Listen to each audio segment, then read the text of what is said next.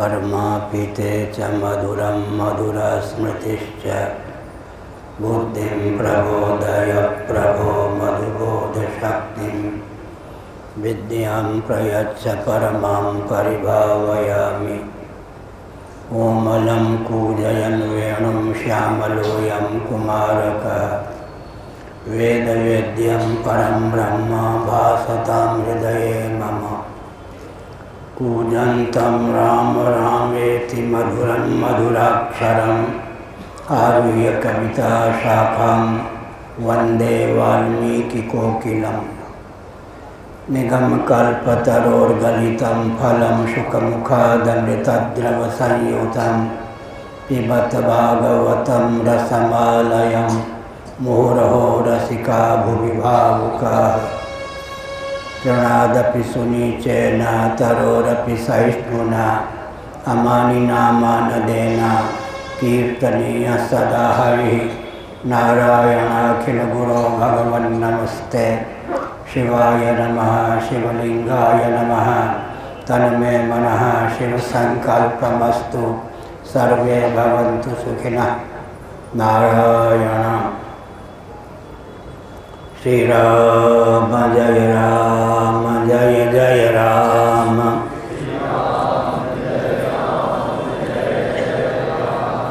श्री राम जय राम जय जय राम।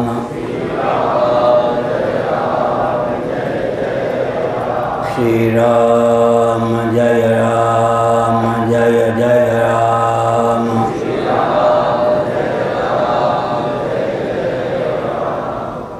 धर्म की अधर्म का प्राणियों में विश्व का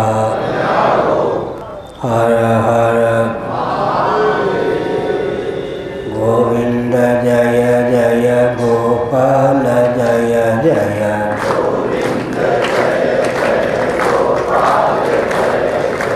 राधा रमण हरि गोविंद जय जय।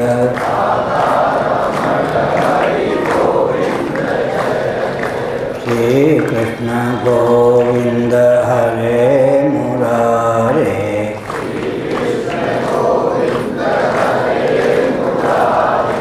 हे नाथ नारायण वासुदेव।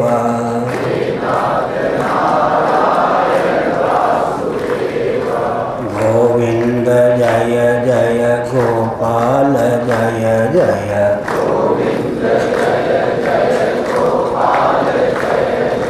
राधा रमण हरि गोविंद जय जय।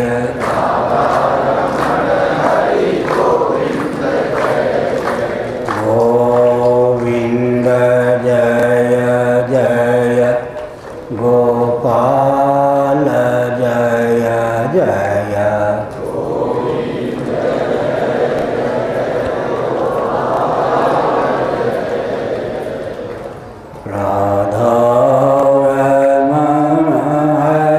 जय जय गोपाल जय जय।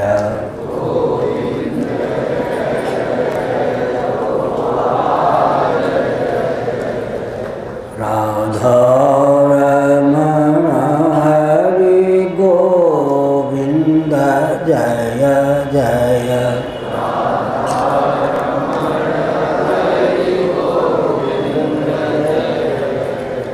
श्री वृंदावन बिहारी लाल की जय। नमो महादेव्यः। शंभो शिव शिव शिव शिव शिव शिव नारायण नारायण नारायण।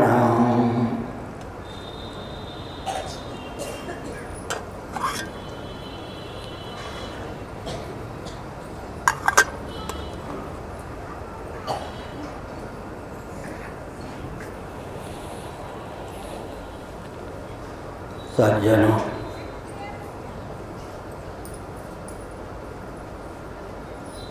मानव जीवन सुदुर्लभ है। पुण्यों के प्रभाव से, भगवत कृपा से ही संभव है। यह चेद अवेदी तथा सत्यवस्ति न चेदिहा वेदीन महति विनष्टि ही कठोपनिषद का संदेश है।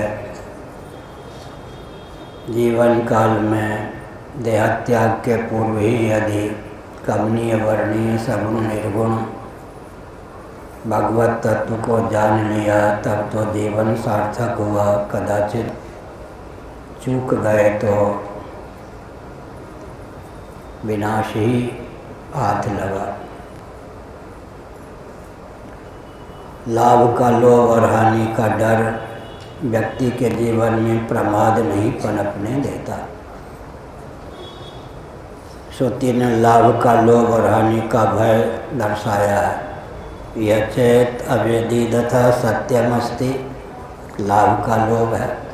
न चेद यह वेदीन महति विनष्टि, हानि का भय है। देहत्याग के पूर्व ही यदि भगवत स्वरूप आत्म तत्व को जान लिया तो जीवन सार्थक हुआ। यह लाभ का लोभ है। चूक गए तो महति विनष्टि, हानि का भय। लौकिक लाभ और लौकिक हानि से हम परिचित हैं, लेकिन विचित्र बात यह है कि अनादिकाल से जन्म और मृत्यु की अजस्र परंपरा चली आ रही है। यह कोई प्रथम जन्म हमारा आपका नहीं है। किसी न किसी शरीर में हम इससे पहले रहे होंगे। देहत्याग के अव्यवहित पूर्व क्षण पर्यंत यदि हम कृतार्थ हो गए होते, भगवत स्वरूप में मन रम गया होता, आत्मस्वरूप का विज्ञान प्राप्त कर हमने देहत्याग किया होता, तो हमको यह शरीर ही प्राप्त नहीं होता। यम यम वापि स्मरन् भावं तयत्यन्ते कलेवरं तम तमेवैति कौन्तेय सदा तद्भाव भाविता। इसलिए अप्रमत्ते न वेद्धव्यम, जीवन में प्रमाद को स्थान नहीं देना चाहिए। प्रमादो वै मृत्यु, उपनिषद का उद्घोष है, सनकादि महर्षियों का उद्घोष है, प्रमाद ही मृत्यु है। प्रमा का जो दमन कर दे वह प्रमाद। स्वाभाविकी ब्रह्मात्म भावना से च्युति का नाम है प्रमाद। जीवन में प्रमाद नहीं पालना चाहिए। प्रमादो वही मृत्यु, निस्संदेह प्रमाद मृत्यु है। मोह मूल अज्ञान, मोह का जो मूल है अज्ञान, उसी का नाम प्रमाद है। मानव जीवन की विशेषता क्या है, इस पर विचार करने की आवश्यकता है। हमारा आपका जो यह स्थूल शरीर है एक दिन शव के रूप में अन्यों को परिलक्षित होता है। इसके बाह्य भाग में पंच ज्ञानेंद्रियों को, पंच कर्मेंद्रियों को अभिव्यक्त करने के संस्थान हैं। अभ्यंतर भाग में प्राणों को और अंतःकरण को व्यक्त करने के संस्थान हैं। कर्मेंद्रिय, ज्ञानेंद्रिय, प्राण और अंतःकरण का संवेद स्वरूप ही लिंग या सूक्ष्म शरीर है। समग्र सूक्ष्म शरीर को अभिव्यक्त करने के संस्थानों से सन्निहित हमारा आपका यह मनुष्य शरीर है। वृक्षादि में अंतर्निहित अभिव्यक्ति की योग्यता है। स्फुट अभिव्यक्ति ज्ञानेंद्रियों की, कर्मेंद्रियों की, अंतःकरण की, प्राणों की वृक्षादि शरीर से संभव नहीं है। दूसरी बात है कि भोग और मोक्ष दोनों में हमारे जीवन की गति संभव है। वृक्षादि जो शरीर हैं केवल भोग तक इनकी गति है, लेकिन मनुष्य शरीर भोग और मोक्ष दोनों के अनुकूल है। यदि मानव जीवन सर्वथा प्रारब्ध के अधीन ही होता तो फिर लौकिक या वैदिक विधि निषेध की प्राप्ति मनुष्यों को नहीं होती, जैसे कि पशुओं को प्राप्त नहीं है, वृक्षादि को प्राप्त नहीं है। लौकिक विधि निषेध की प्राप्ति मनुष्यों को प्राप्त है। इससे सिद्ध होता है कि मनुष्य पुरुषार्थ की सिद्धि में, पौरुष करने में भी समर्थ है। तो जीवन का उपयोग किसके लिए हो? सनातन सिद्धांत तो बहुत ही दार्शनिक, वैज्ञानिक, व्यावहारिक है। विकास के नाम पर द्रुत गति से उसका विलोप हो रहा है। छत्तीसगढ़, उड़ीसा के उन क्षेत्रों में हमने 30 साल पहले, 28 साल पहले यात्रा की। प्रशस्त राजमार्ग से जो 15-15, 11-11 किलोमीटर दूर गांव, वहाँ हमने 40,000, 35,000 श्रोताओं को देखा। यातायात के साधन जो सुलभ हो गए, त्यों त्यों प्रमाद पलता गया। विकास के नाम पर धर्म और ईश्वर से दूर होते गए। अनजान कहा आँख जय फूटे, बड़ी विचित्र गाथा है। विकास के नाम पर हम धर्म और ईश्वर से सुदूर होते जा रहे हैं। यह तो पतन की रूपरेखा है। इसलिए मानव जीवन के महत्व को परखने और समझने की आवश्यकता है। हम जहाँ सृष्टि का श्रवण कर सकते हैं, वहाँ सृष्टा का भी श्रवण कर सकते हैं। सृष्टि का मनन कर सकते हैं, वहाँ सृष्टा का भी मनन कर सकते हैं। जहाँ सृष्टि का ध्यान कर सकते हैं, वहाँ सृष्टा का भी ध्यान कर सकते हैं। सृष्टि में मन को सन्निहित कर सकते हैं, वहाँ सृष्टा सर्वेश्वर में भी मन को सन्निहित कर सकते हैं। भोग और अपवर्ग दोनों में मानव जीवन की गति है। कुछ लोगों को भ्रम होता है कि भगवान की ओर बढ़ेंगे तो भोग से च्युत हो जाएंगे, लेकिन सनातन सिद्धांत तो ऐसा नहीं स्वीकार करता। उदाहरण के लिए, यत् करोसि यदश्नासि यज्जुहोसि ददासि यत् तपस्यसि कौन्तेय तत्कुरुष्व मदर्पणम्। व्यवहार परमार्थ की सिद्धि के लिए है। सनातन धर्मियों के यहाँ व्यवहार के लिए है ही नहीं। परमार्थ की सिद्धि भी होती जाए और व्यवहार भी सजता जाए, ऐसा मानक है। हम आप स्नान करते हैं, सनातन धर्मी जो भौतिकवादी हैं, अनीश्वरवादी हैं, धर्म और ईश्वर से सुदूर हैं, वे स्नान करते हैं। शरीर में स्फूर्ति का संचार हो, आलस्य की निवृत्ति हो, मैल का क्षालन हो, शरीर स्वच्छ परिलक्षित हो। लेकिन हम भौतिकवादियों को जो स्नान से फल प्राप्त होता है उससे वंचित नहीं रहते हुए भी ठाकुर जी को स्नान कराने की पात्रता का संपादन करने के लिए स्नान करते हैं। भौतिकवादियों का स्नान भोग बन जाता है, हमारा स्नान भक्ति का रूप धारण कर लेता है। भौतिकवादी भोजन करते हैं, हमारे यहाँ भोजन क्यों बनता है? ठाकुर जी को भोग लगाने के लिए। तो हम भूखे नहीं रहते, लेकिन हमारा भोजन भी भगवान से जुड़ा हुआ है। हम भगवान को योग निद्रा सुलभ कराकर सोते हैं, हमारा सोना भी भगवान से संलग्न होता है। हम भगवान को जगाने के लिए जगते हैं, हमारा जगना भी भगवान से संबद्ध है। यत् करोसि यदश्नासि यज्जुहोसि ददासि यत् तपस्यसि कौन्तेय तत्कुरुष्व मदर्पणम्। किसी व्यक्ति का विवाह हुआ, वहाँ कहा जाता है धर्मपत्नी लक्ष्मी, स्त्री लक्ष्मी स्वरूपा है, पुरुष नारायण स्वरूप। घर में बालिका का जन्म हुआ, जगत जननी है, जगदम्बा है। बालक का जन्म हुआ, बाल गोपाल है।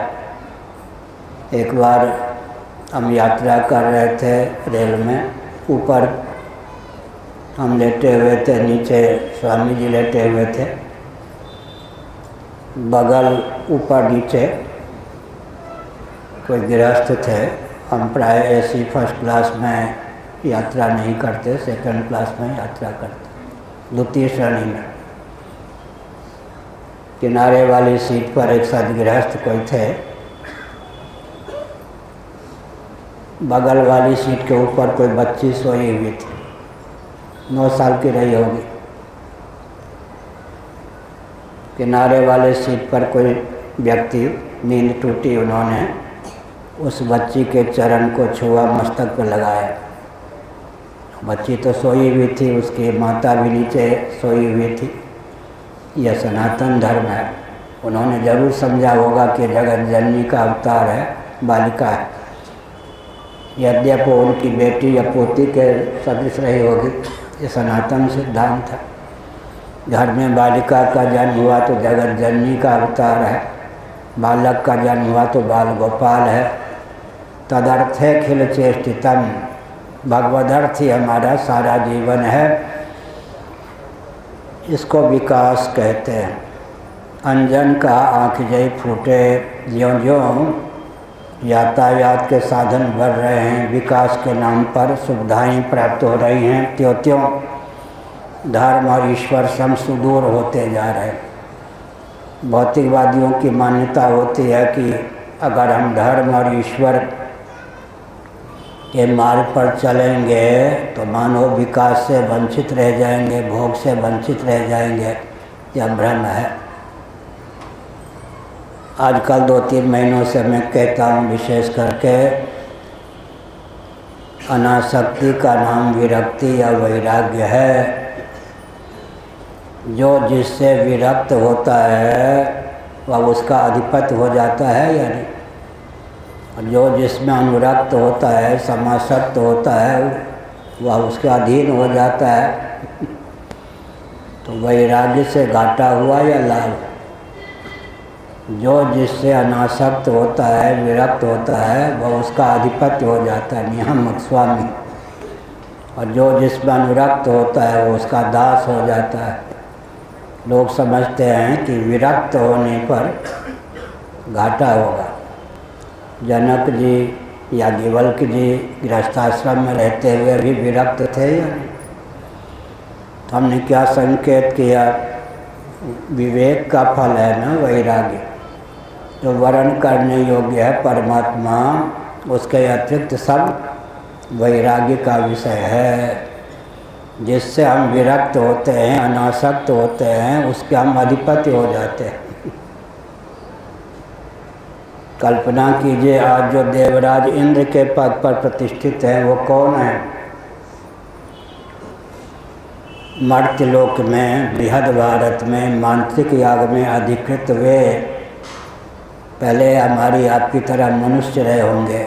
बृहद भारत में उनका जन्म रहा होगा। देवराज इंद्र के पद के नीचे के पद जितने हैं, उन्होंने, उन पदों ने उनके चित्त को आकृष्ट नहीं किया। उन्होंने केवल देवराज इंद्र की उपासना की। उस उपासना के फलस्वरूप इस कल्प में वे इंद्र होकर विद्यमान हैं। बृहदारण्यक उपनिषद के अनुसार आज जो ब्रह्मा जी के पद पर प्रतिष्ठित हैं, कभी मर्त्यलोक में, बृहद भारत में, सतकुल में, मांत्रिक याग में अधिकृत थे। उन्होंने विधिवत अश्वमेध याग का आलम्बन लिया। यागों में सर्वोत्कृष्ट अश्वमेध क्यों है? बृहदारण्यक उपनिषद में कहा गया है, जिस याग के देवता जिस कोटि के होते हैं, उस याग का स्तर उसी कोटि का माना जाता है। अश्वमेध के देवता प्रजापति, हिरण्यगर्भ या ब्रह्मा। देवताओं में सर्वोत्कृष्ट प्रजापति हिरण्यगर्भ या ब्रह्मा। प्रजापति की आराधना जिन्होंने अश्वमेध याग के निमित्त से की, आज वे स्वयं प्रजापति ब्रह्मा के पद पर प्रतिष्ठित हैं। चतुर्दश पूर्णात्मक ब्रह्मांड में जितने देवता हैं, प्राच्य नमः, इंद्राय नमः, आग्नेय नमः, अग्नये नमः, दक्षिणाय नमः, यमाय नमः, दिक् के अधिपति हैं, वे सब के सब कौन? मर्त्यलोक में, बृहद भारत में मांत्रिक याग में अधिकृत थे। आज वे प्राची आदि दिक् के देवता हैं, नियामक हैं। बहुत ऊंची बात है। तो वेदादि शास्त्र सम्मत कर्मकांड, उपासना कांड, ज्ञान कांड से हम सुदूर रहेंगे तो मरने के बाद मच्छर, मेढक, सर्प, छुछुंदर, चूहा, बिल्ली, कबूतर, चमगादड़ और बबूल आदि के वृक्ष ही बनेंगे। क्या अपने जीवन को परखना चाहिए। अगर हमने धर्म और ईश्वर से सुदूरता का व्यवहार किया, इनको अनुपयोगी समझा, तो आगे हमारा जीवन कहाँ जाएगा, किस गड्ढे में हम गिरेंगे। जीवन को सार्थक करने वाले दो ही पदार्थ हैं, धर्म और ब्रह्म। वेदों का तात्पर्य धर्म और ब्रह्म में ही सन्निहित है। पूर्व मीमांसा का प्रारंभ था तो धर्म जिज्ञासा, उत्तर मीमांसा का प्रारंभ था तो ब्रह्म जिज्ञासा, इस सूत्र से होता है।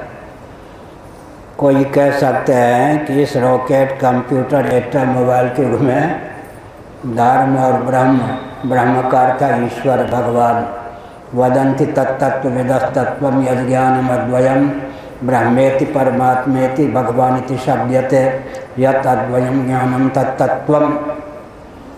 ईश्वर और धर्म की क्या उपयोगिता है, कोई कह सकते हैं। विपरीत ढंग से सोचें, जीवन में सब कुछ हो, धर्म निष्ठा न हो, भगवत भक्ति रूपा ब्रह्म निष्ठा न हो, तो जीवन क्या हुआ। जीवन को सार्थक करने वाले जो तत्व हैं, धर्म और ब्रह्म, इन्हीं से परहेज है प्राय। बहुत व्यामोह होता है।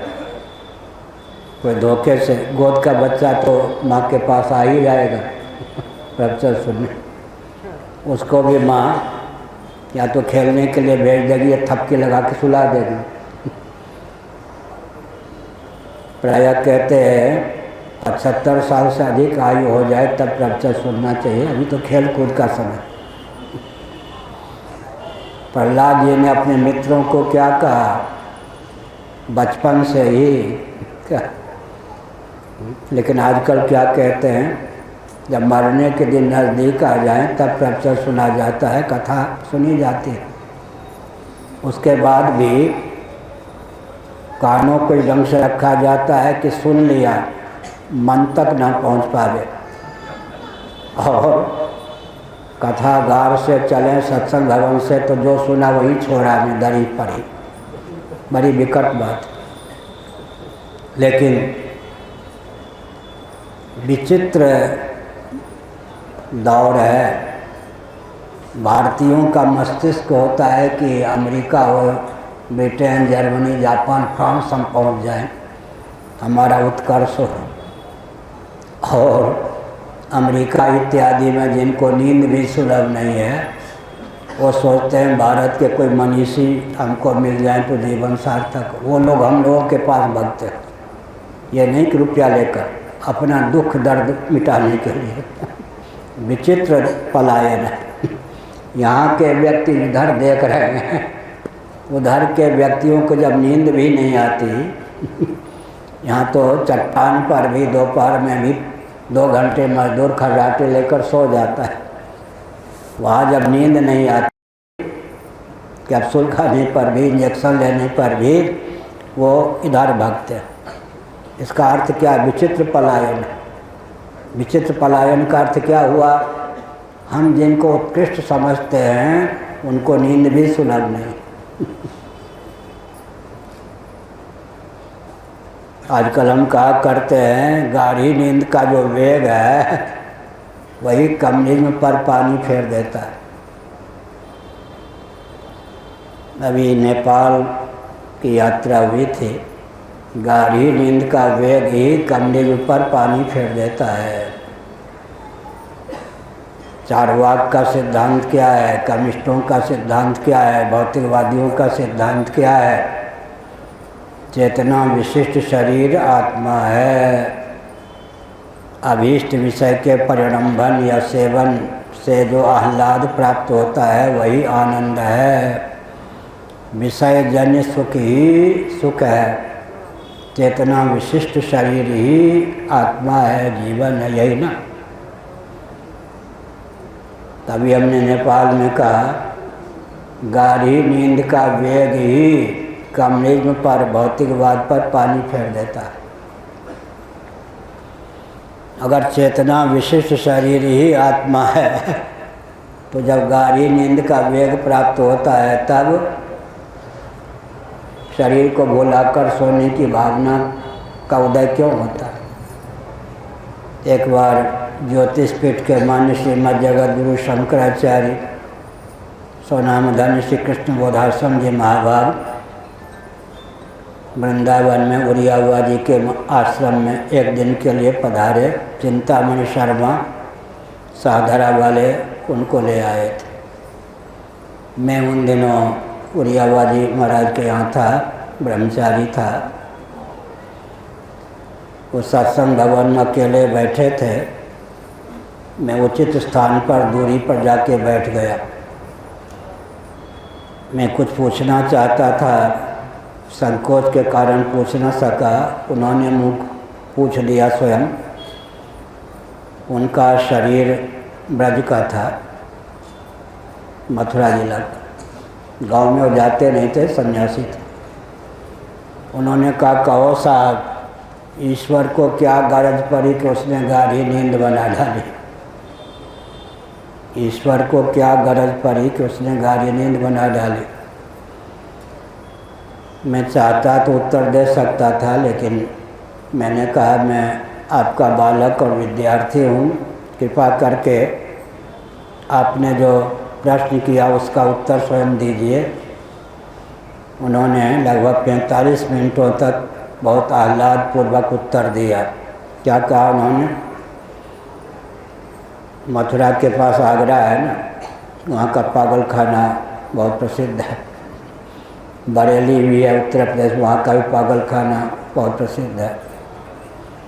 मथुरा वृंदावन के पास आगरा। उन्होंने कहा कि अगर हमको तुमको निर्विकल्प समाधि सुलभ न हो, कदाचित नींद से भी हम वंचित रह जाएं, तो आगरा पागल खाने में ही जाने के लिए बाध्य हूँ। जो मनुष्य जीव निर्विकल्प समाधि प्राप्त नहीं कर सकते, कदाचित करुणा वर्णालय भगवान उन्हें गाढ़ी नींद भी सुलभ न करावें, तो बेचारा बंदे जीव पागल हुए बिना न रहे। साधनहीन प्राणियों को विक्षिप्त या पागल होने से बचाने की भावना से करुणा वर्णालय सच्चिदानंद स्वरूप सर्वेश्वर ने नींद बना डाली। एक श्याम जी पराशर थे, बहुत अच्छे वक्तव्य देने में माहिर थे, पंजाब के थे। वो कहते थे रुपये से गद्दे तो आप खरीद सकते हो, रुपये से नींद नहीं खरीद सकते। क्या? रुपये से गद्दे पलंग आदि तो आप खरीद सकते हो, नींद नहीं खरीद सकते। थोड़ा विचार कीजिए। हमको आपको नींद आती है, निद्रा का वेग सुलभ होता है, नींद आती है, तो पागल होने से हम बचे हुए। त्यागात शांतिरनंतरम। निद्रा का वेग जो है किस किस के त्याग के लिए प्रेरित करता है, इस पर विचार करें तो जीवन में सिद्धि की पराकाष्ठा की अभिव्यक्ति का मार्ग प्रशस्त हो। शरीर को भुलाए बिना नींद नहीं आ सकती, इंद्रियां फुदकती रहें तो नींद नहीं आ सकती। इंद्रियों को भी सुलाने की भुलाने की आवश्यकता होती है। गाढ़ी नींद का वेग त्याग के अद्भुत महात्म को अभिव्यक्त करता है। मन बुद्धि चित्त अहंकार संकल्प निश्चय स्मरण गर्व का त्याग न करें। मन बुद्धि चित्त अहंकार भी सुप्त ना हो तो हम विक्षिप्त हो जाएं। प्राणों का भान भी बना रहे तो हम विक्षिप्त हो जाएं। औरों की बात छोड़ दीजिए। पंचदशीकार विद्यारण्य स्वामी जी ने बताया, सुख तो व्यक्ति को बहुत प्यारा है ना। कदाचित पेट में पीड़ा हो, किसी प्रिय का वियोग हो गया हो, दैहिक दैविक भौतिक ताप से संतप्त जीवन हो, दुख को, बेचैनी को, पीड़ा को, दर्द को, कष्ट को भुलाने के लिए हम नींद चाहते हों तो बात समझ में आती है। लेकिन विषय जन आनंद जिसको भरपूर प्राप्त है, प्रिय ही नहीं, मोद ही नहीं, प्रमोद जीवन उच्छलित है। मर्त्य लोक में सर्वोत्कृष्ट सर्वाधिक आनंद जिसको प्राप्त होगा, तैत्तिरीय उपनिषद के अनुसार उसके आनंद का नाम होगा मानुषानंद। सप्तद्वीपा मेदिनी धरित्री, भगवान शंकराचार्य, सप्तद्वीपा च मेदिनी, 7 द्वीपों वाली मेदिनी पृथ्वी का एक छत्र कोई सम्राट हो। आजकल तो 7 द्वीपों वाली पृथ्वी ही सुलभ नहीं है। श्रीमद् भागवत के 5वें स्कंध में जिस भूगोल का वर्णन है वो भूगोल तो आजकल सुलभ ही नहीं है। क्षार सिंधु से परिवेष्टित भूभाग को ही 7 भागों में बांट देते हैं भूगोल वाले। लगे हाथ में एक बात कह दूं, ज्यों ज्यों महायंत्रों का प्रचुर आविष्कार और प्रयोग होता है, त्यों त्यों दिव्य वस्तु और व्यक्ति का विलोप होता जाता है। प्रज्ञा शक्ति प्राण शक्ति का ह्रास होता जाता है। प्रज्ञा माने बुद्धि, प्राण माने प्राण। ज्ञान शक्ति क्रिया शक्ति को प्रज्ञा शक्ति प्राण शक्ति कहते हैं। फिर से सुनिए, ज्यों ज्यों महायंत्रों का प्रचुर आविष्कार और प्रयोग होता है, त्यों त्यों प्रज्ञा शक्ति प्राण शक्ति का ह्रास होता है।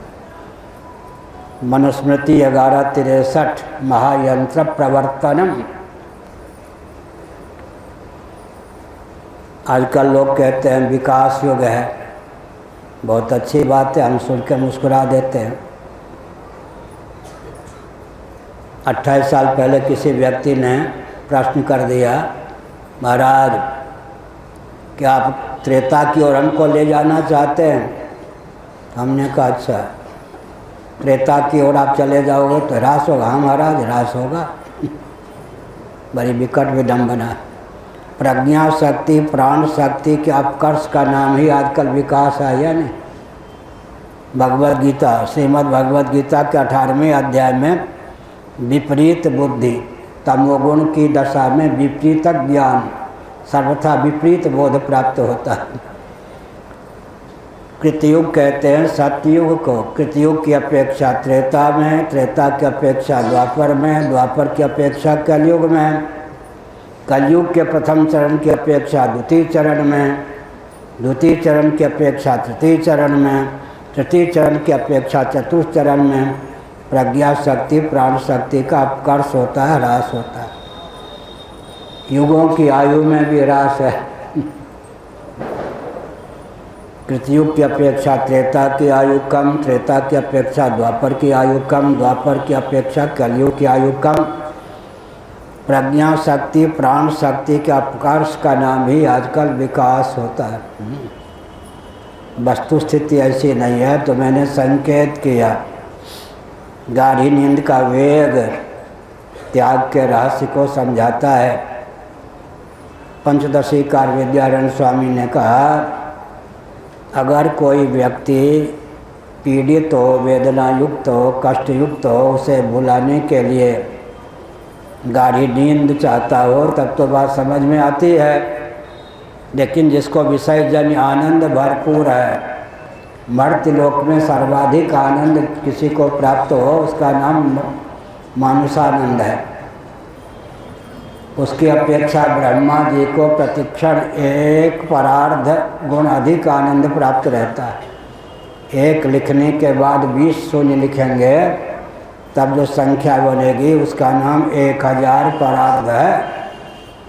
मर्त्य लोक में सर्वाधिक आनंद हृष्ट पुष्ट युवक हो, कोई देहेंद्रीय प्राणांतकरण सर्वथा स्वस्थ हों, परिवार के व्यक्ति अनुगत हों, सारी परिस्थिति अनुकूल हो, सप्तद्वीपा मेदिनी का एक क्षत्र सम्राट हो,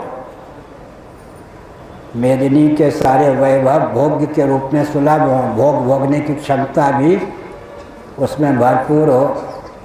नहीं तो मोतीचूर का एक लड्डू एटम बम दिखता है नहीं, ब्लड शुगर आदि जिसको हो जाए, उसके थाल में पत्तल पर एक मोतीचूर का लड्डू दे दीजिए, विवेकी होगा तो सोचेगा मोतीचूर का लड्डू है या एटम बम है, विस्फोट कर देगा। तो भोग भोगने की क्षमता भी जिसमें प्रचुर हो, मर्त्य लोक का निष्कंटक आनंद जिसको प्राप्त हो, ब्राह्म मुहूर्त में प्रजा यशोगान करती हो, जय जय युग युग जियो हमारे राजाधिराज,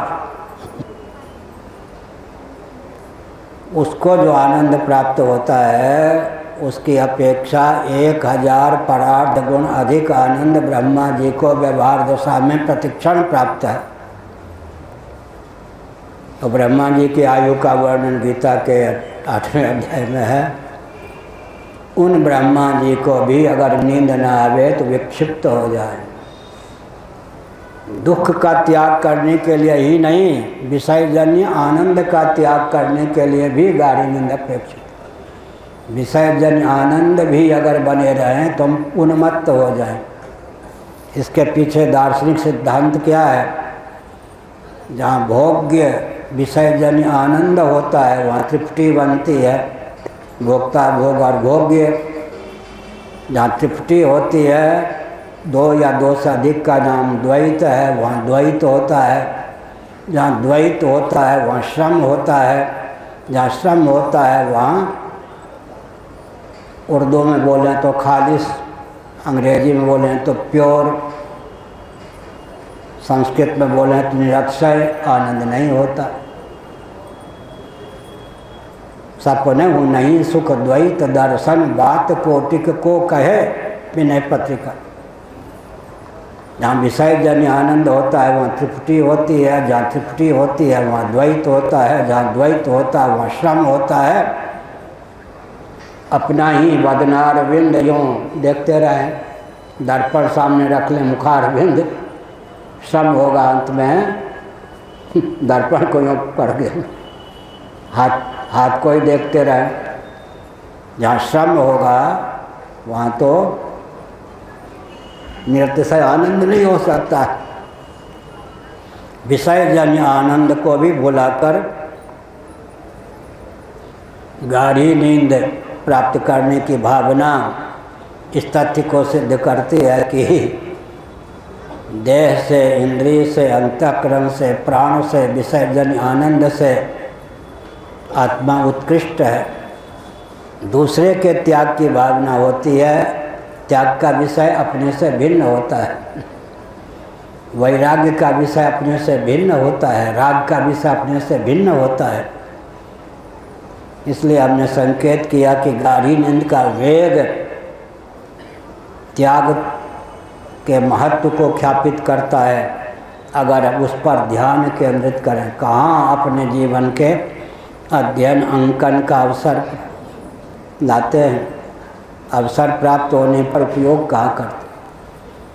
सन 1966 में मैं ऋषिकेश में था, मोक्षाश्रम में 6 महीने तक अवधूत गीता, अष्टावक्र गीता और स्वामी रामतीर्थ के साहित्यों का अध्ययन किया। स्वामी रामतीर्थ का वक्तव्य लिखित पुस्तक के रूप में प्रसारित था कि आप दूसरों के प्रति क्या न्याय दोगे अगर आप अपने जीवन में सुलभ जागृत स्वप्न सुषुप्ति इनसे शिक्षा नहीं ले सकते तो सृष्टि का रहस्य कैसे समझोगे? दूसरों के प्रति क्या न्याय करोगे, अपने प्रति भी न्याय नहीं कर सकोगे। स्वप्नावस्था जगत की उत्पत्ति का रहस्य बता देती है, जागृत अवस्था जगत की स्थिति का रहस्य बताती है, सुषुप्ति अवस्था जगत की समृद्धि जगत के संहार का रहस्य बताती है। अपने जीवन का अंकन करेंगे तो सृष्टि का रहस्य समझ में आ जाएगा।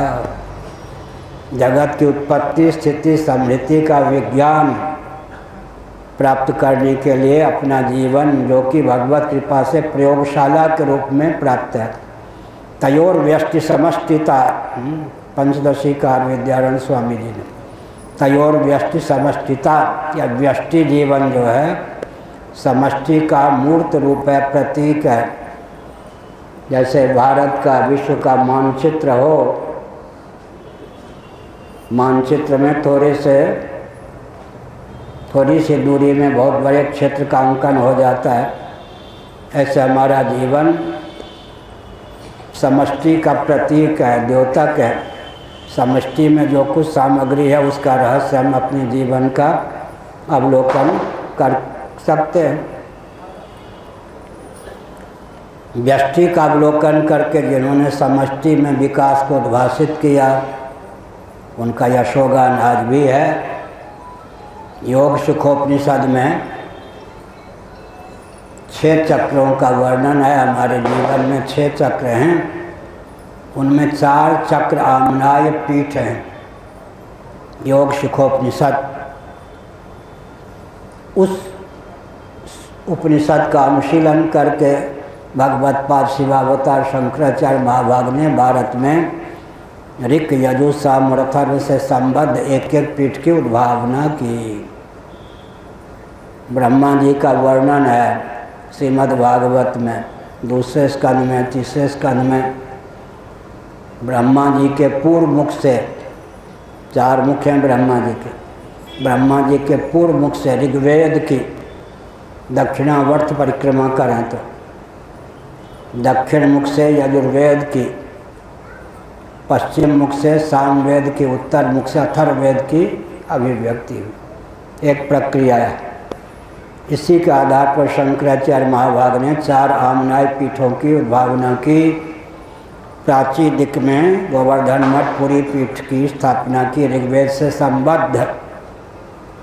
रामेश्वरम क्षेत्र में श्रृंगेरी पीठ दक्षिणाम्नाय की प्रतिष्ठा की, यजुर्वेद से संबद्ध।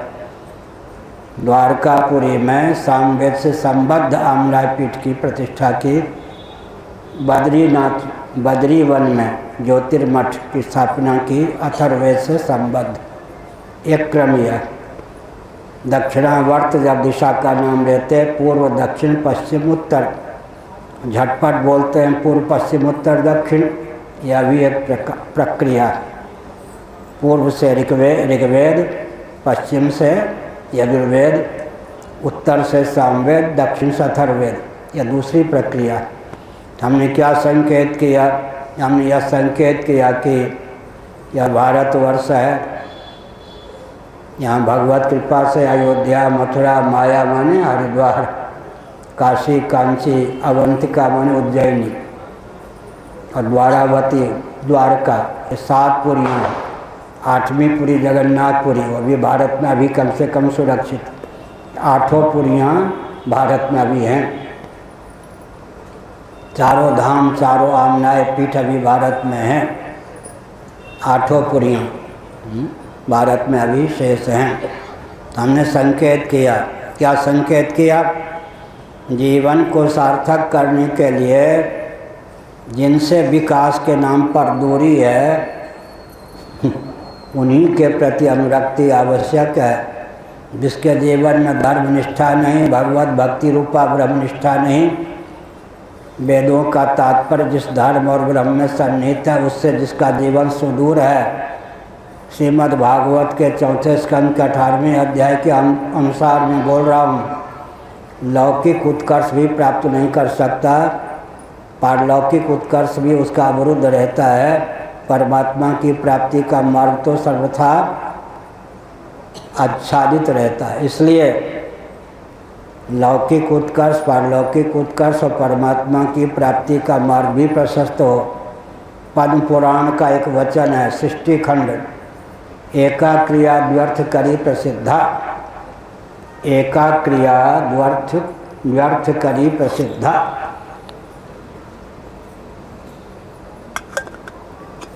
एक उदाहरण वहीं दिया गया, एका क्रिया द्व्यर्थ करी प्रसिद्धा। एक क्रिया से दो अर्थ की प्राप्ति हो गई। एक ब्राह्मण अपने आम के बाग में बैठे थे, देवता पिता ऋषि मुनियों के निमित्त तर्पण कर रहे थे। एक नास्तिक श्रोमणी आश्चर्यचकित होकर देख रहा था। उसे समझ में नहीं आ रहा था कि इसके द्वारा प्रदत्त जल के प्रभाव से देवता पिता ऋषि मुनि तृप्त हो रहे हैं। फिर भी वो खंडन नहीं कर पा रहा था, क्यों? आम के पौध तो सिंच रहे। सनातन शास्त्र सम्मत व्यवस्था होगी तो नास्तिकों के मुंह भी जबरदस्ती नहीं, स्वतः बंद रहेंगे। तर्पण का उदाहरण दिया गया पद्म पुराण में, एका क्रिया द्व्यर्थ करी प्रसिद्ध। सोने की चिड़िया पहले भारत थी या भारत था या आज है भारत? सोने की चिड़िया भारत पहले था या आज है? आर्थिक अपकर्ष भी हुआ या नहीं? जब से हम भौतिक विधा से विकास को परिभाषित क्रियान्वित करने लगे, प्रज्ञा शक्ति का ह्रास, प्राण शक्ति का ह्रास। अधिक विस्तार न करके मैं तथ्य कहूँ, सृष्टि की संरचना का जो प्रयोजन है उसको समझे बिना जो विकास को परिभाषित और क्रियान्वित करने का प्रकल्प चल रहा है, उसके गर्भ से विनाश ही निकल सकता है, निकल रहा है। फिर से बोले, सृष्टि की संरचना का प्रयोजन न समझकर जो विकास को परिभाषित और क्रियान्वित करने का प्रकल्प चल रहा है, उसके घर से विस्फोट है। सब जगह विस्फोट विस्फोट विस्फोट। क्यों? इस सृष्टि की संरचना का प्रयोजन, सृष्टि की संरचना की विधा का जिनको ज्ञान ही नहीं है, वो विकास को क्या परिभाषित करेंगे? इसलिए अंधे नैव नियमाना यथांधा। विचित्र बात है ये भौतिकवादियों की थोड़ी पोल पट्टी खोल दें।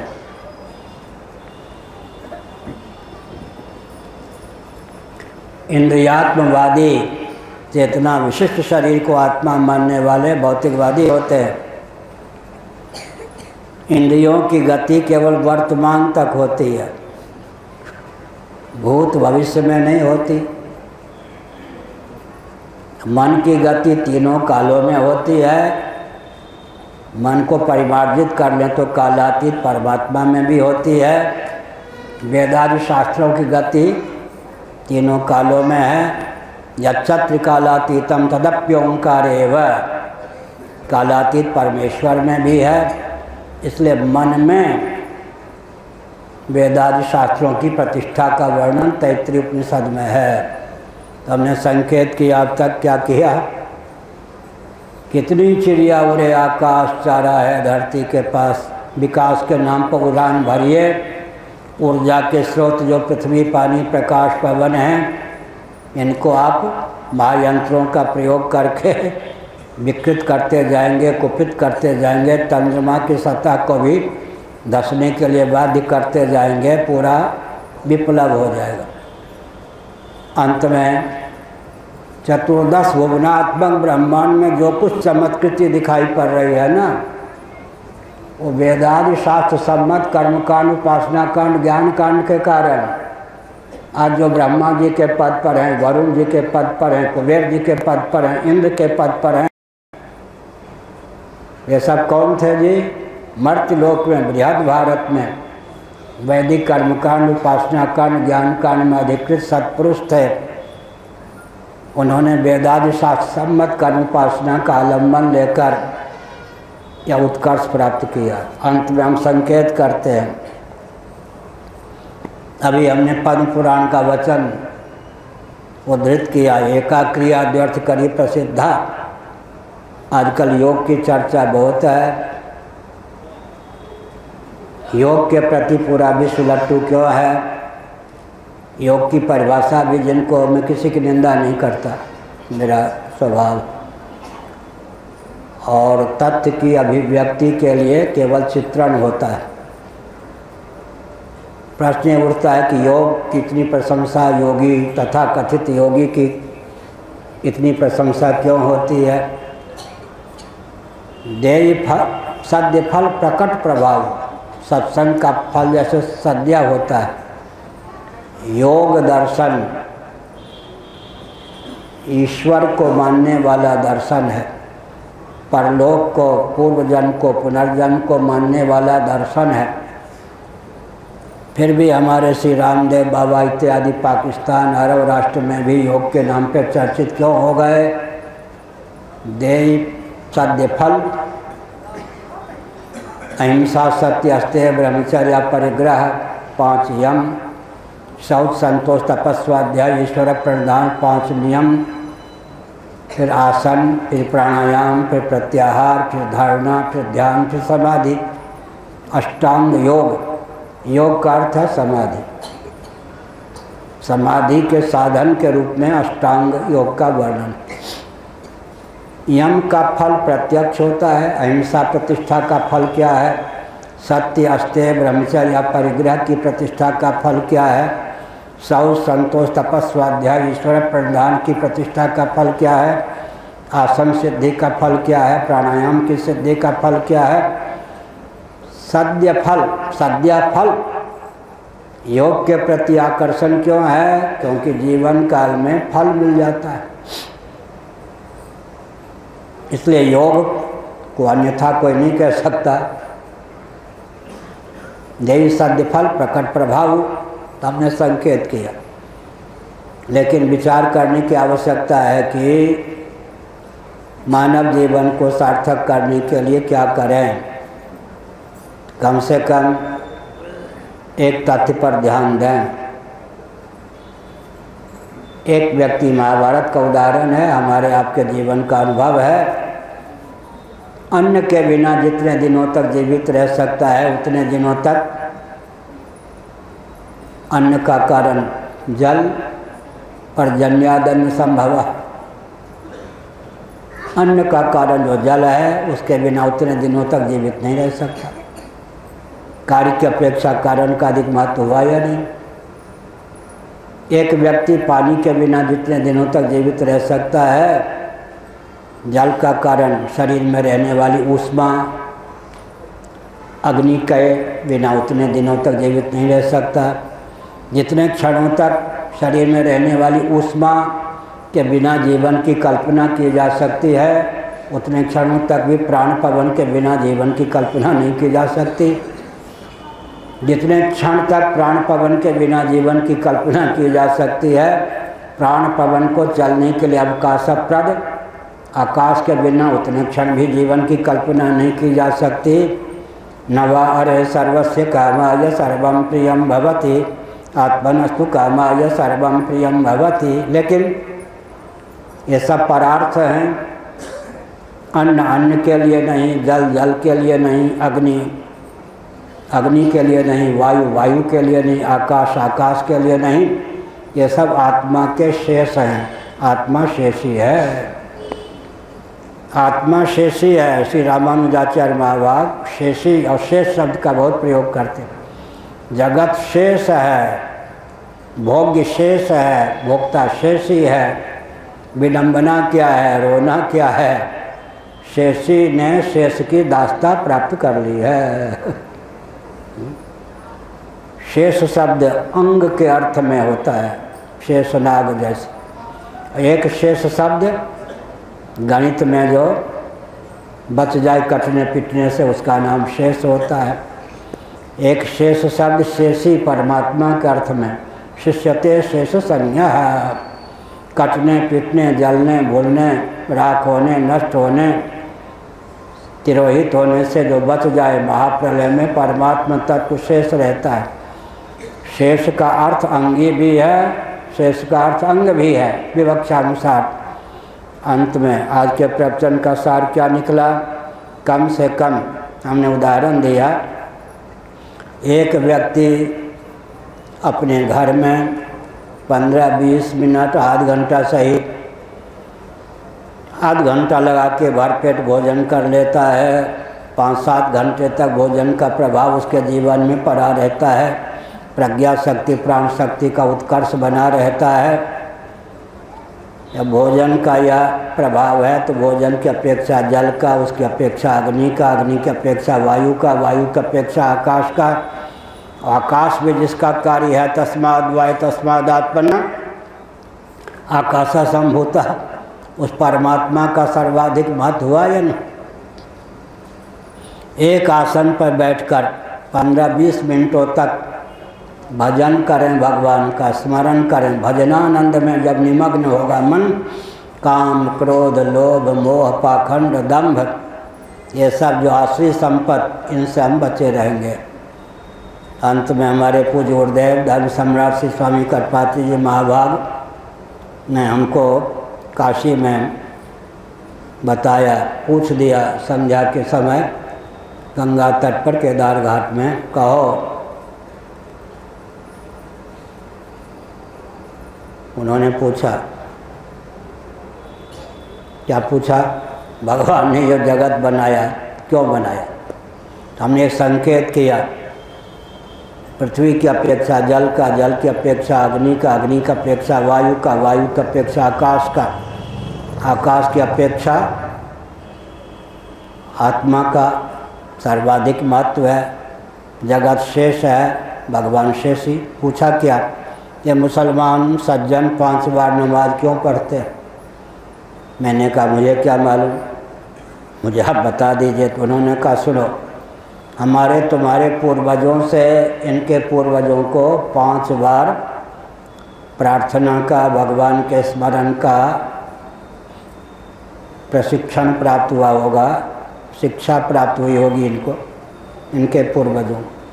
हर सनातनी वैदिकार हिंदू को 5 बार तो भगवान का भजन करना चाहिए। ब्राह्म मुहूर्त में उठते ही 15-20 मिनट तक, फिर स्नान के बाद, फिर मध्याह्न काल में, फिर सायं काल में, फिर सोने के पूर्व 15-15 मिनटों तक भर भी एक बार भजन करेंगे तो 75 मिनट, सवा घंटे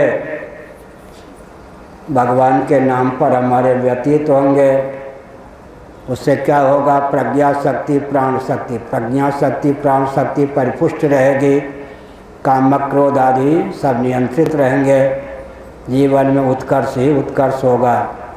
तो जो मनुष्य शरीर प्राप्त करके भी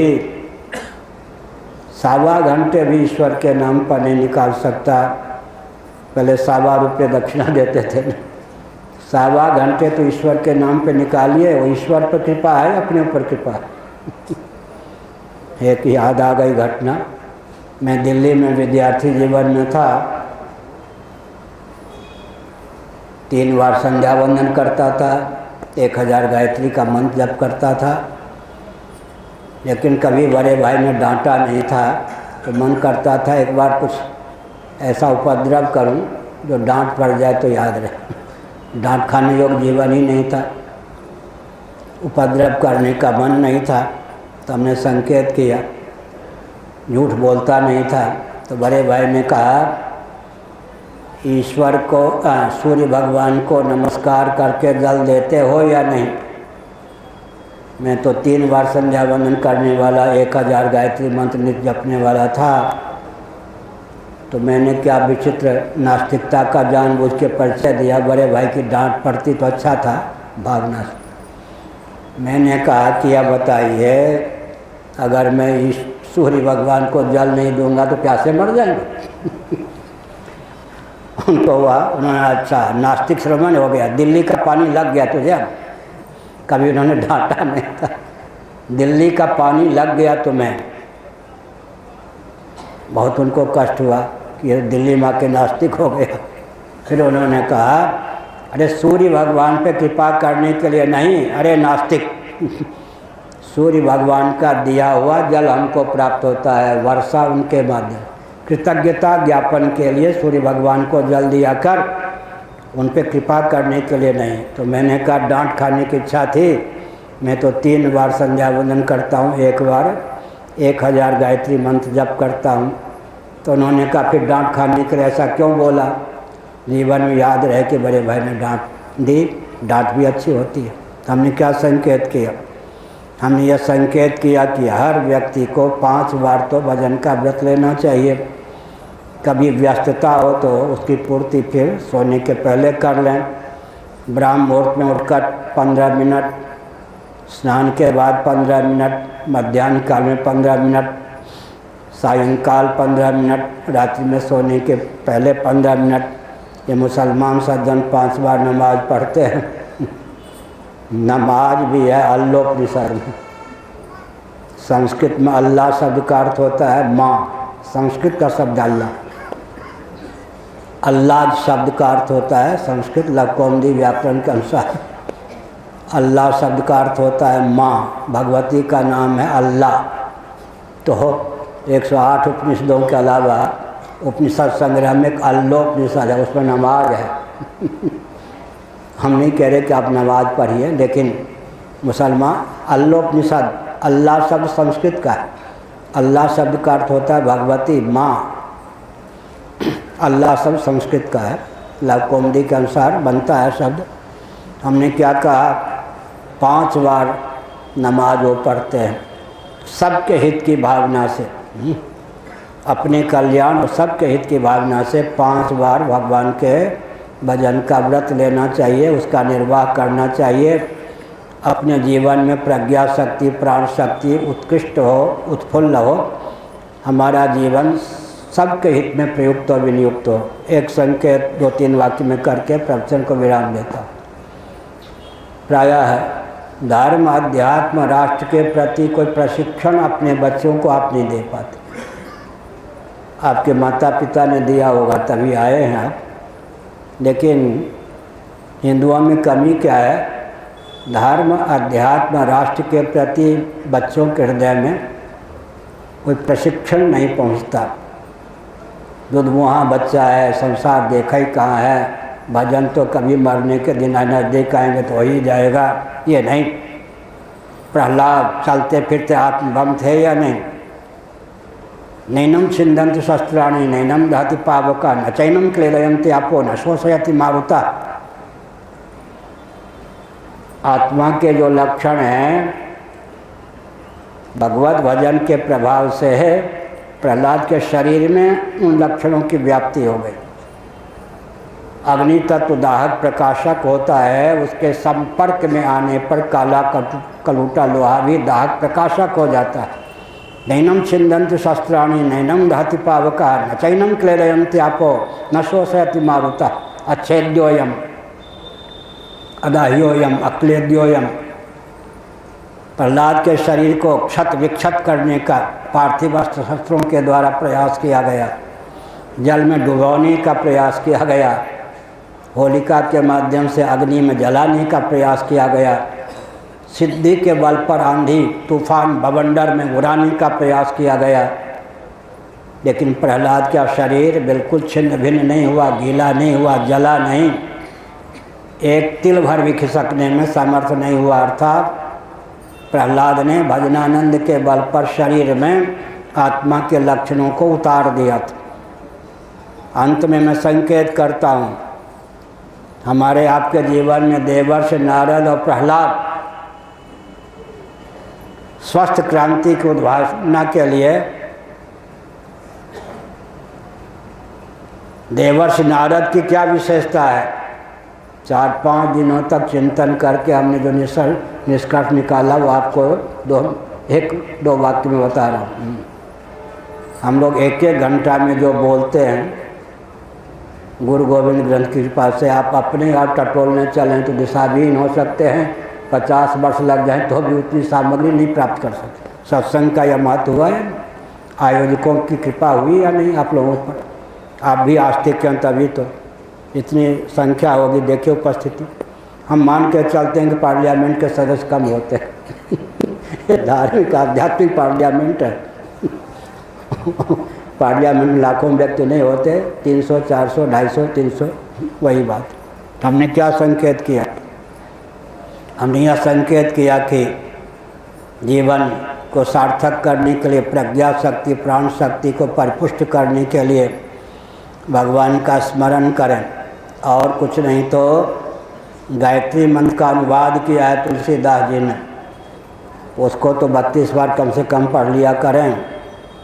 जनक सुता जग जननी जानकी, अतिशय प्रिय करुणा निधान की, ताके जुगपद कमल मनाऊं, जासु कृपा निर्मल मति पाऊं। ये क्या है? गायत्री मंत्र का अनुवाद तुलसीदास जी ने कर दिया। गायत्री मंत्र का अनुवाद माताएं भी सब अधिकृत हैं इसमें। किसमें? जनक सुता जग जननी जानकी, अतिशय प्रिय करुणा निधान की, ताके जुगपद कमल मनाऊं, जासु कृपा निर्मल मति पाऊं। तो हमने संकेत किया कि 1.25 घंटे भजन का बल होना चाहिए। और एक नियम लीजिए, मैं प्रतिज्ञा नहीं करवाता, प्रतिज्ञा कराऊंगा चूक जाएंगे तो आपको पाप लगेगा, किसी से मैं प्रतिज्ञा नहीं करवाता, हाथ नहीं उठवाता। हिंदू झूठ भी बोल देते हैं और यहाँ प्रतिज्ञा करके निर्वाह नहीं करेंगे तो पाप भी लगेगा। क्या हम वो लोभ भय कोरी भावुकता अविवेक के कारण तो कथावाचक हैं नहीं, ये तो आचार्य की पीठ है, गद्दी है, तद्भावापन होकर ही हम लोग बोलते हैं। तो हमने संकेत किया 5 बार भजन का व्रत लेना चाहिए यथासंभव। 1.25 घंटे भजन का बल होगा, प्रज्ञा शक्ति प्राण शक्ति परिपुष्ट होगी, निर्णय की क्षमता होगी। और प्रहलाद का शरीर जैसे आत्मा के लक्षणों से व्याप्त हो गया, काला कलूटा लोहा भी अग्नि के संपर्क में आकर दाहक प्रकाशक बन जाता है। नारद जी सबको आत्मस्वरूप और आत्मीय समझते हैं, फिर भी व्यासपीठ पर और शासन तंत्र पर दैवी संपत्ति संपन्न व्यक्ति प्रतिष्ठित रहें, दुष्टों के हाथ में व्यास गद्दी और शासन तंत्र न जाए, इसके लिए स्वस्थ क्रांति की उद्भावना करते ये नारद जी। और हम प्रहलाद होना चाहें तो प्रहलाद के जीवन की क्या विशेषता? संबंध का निर्वाह किया, हिरण्यकशिपु को पिता ही माना, गाली नहीं दी, मुर्दाबाद नहीं, लोहा डंडे का प्रयोग नहीं, संबंध का निर्वाह करते हुए सिद्धांत का परित्याग नहीं किया। सबको आत्मा स्वरूप आत्मी समझते हुए, सबको आत्मा स्वरूप और आत्मी समझते हुए दैवी संपत्ति संपन्न अपने जीवन को बनाने का प्रयास व्यासपीठ और शासन तंत्र अराजक तत्वों के हाथ में न जाए, इसके लिए सतत जागरूकता, ये देवर्षि नारद के जीवन की गाथा है। प्रहलाद के जीवन की गाथा क्या है? संबंध का निर्वाह करते हुए किसी भी कीमत पर सिद्धांत का त्याग न करें। संबंध का निर्वाह तो करें, अंजन का आँख जे छूटे बहुत तक कहूँ कहा लो, संबंध का निर्वाह करें लेकिन सिद्धांत का त्याग न करें। संबंध के नाम पर भी सिद्धांत का त्याग न करें। पिता पिता हैं, उनको पिता कहेंगे, लेकिन उनके कहने पर भगवान का भजन यशोगान छोड़ दूँ, ये संभव नहीं। तो अगर प्रहलाद और नारद जी के गुण हमारे जीवन में उतर आवें तो भव्य भारत हिंदू राष्ट्र की संरचना यथाशीघ्र हो। श्री राम जय राम, जय जय राम। धर्म की अधर्म का प्राणियों में विश्व का, गौ माता की गोहत्या, भारत सर्वभूत हृदय धर्म सम्राट श्री स्वामी करपात्री जी महाराज की हर हर